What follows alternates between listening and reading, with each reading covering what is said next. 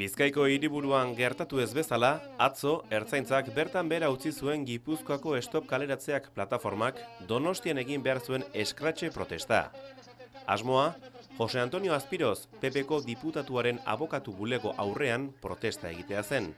Baina 2 ordu lehenago, ertzaintzak debeku agiria igorri zion plataformari esanez, 300 metrora geratu beharko zirela.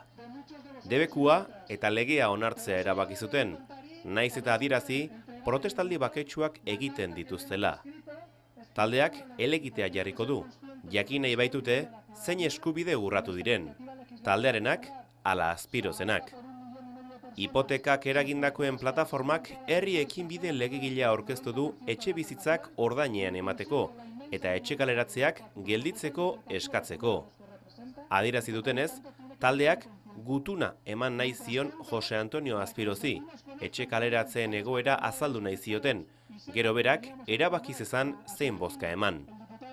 Hurrengo egunetarako eskratxe ekintza gehiago iragar ditu stop kaleratzeak taldeak.